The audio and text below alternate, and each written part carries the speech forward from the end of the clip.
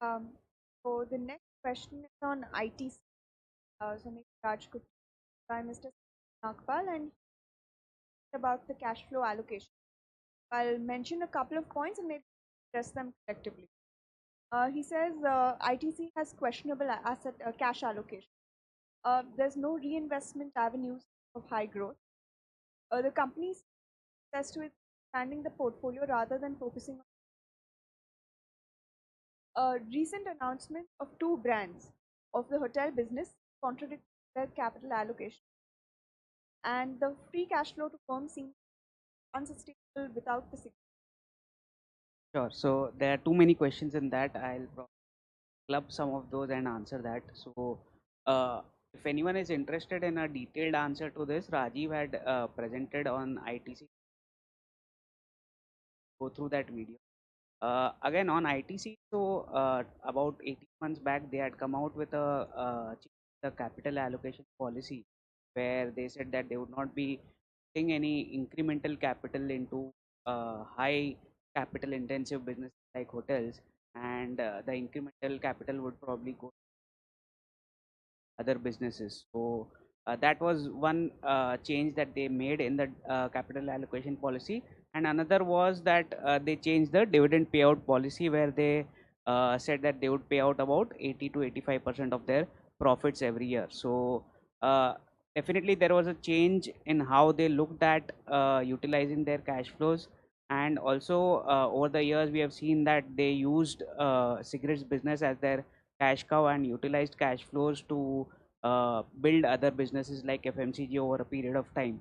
So they have seeded the FMCG business for a long time now, and eventually it will probably uh, be fruitful for them in the future. So that is something which we are looking forward to. If you see the margins in the FMCG business over the past many quarters, they have seen rise in the margins quarter on quarter, and that is something which we could see at least in the near future as well.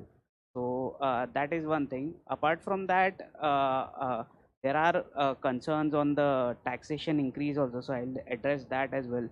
So there was a recent announcement where cabinet had set up a panel to assess the tobacco taxation. So there are two three points to this. One is that in 2011 to 17 period, where there were many tax increases, ITC was able to pass on those tax increases by increasing the prices of the cigarettes, and hence, if you saw their revenues, they actually grew while the volumes actually went down. So that is one thing. Apart from that, secondly, they have said that they will evaluate taxation of all the tobacco products and not only the cigarettes. So right now, what is happening is cigarettes account for a majority of the taxation proceeds from all the tobacco products. So going ahead, if we see taxation increases in other tobacco products, then that could actually be beneficial for the cigarettes. And lastly, I would say that illicit cigarettes is also something which has been a hindrance to the growth of the cigarette industry. If this is also addressed by the policy, then probably it could be beneficial for them. That's it.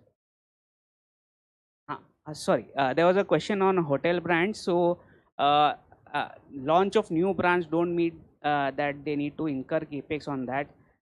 They have said that they will only do management contracts, whereas the new launches don't incur any capex or cash outflow for them. It's only a brand launch, and they will not incur any capex.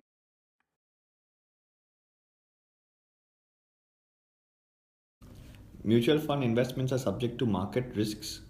Read all scheme related documents carefully.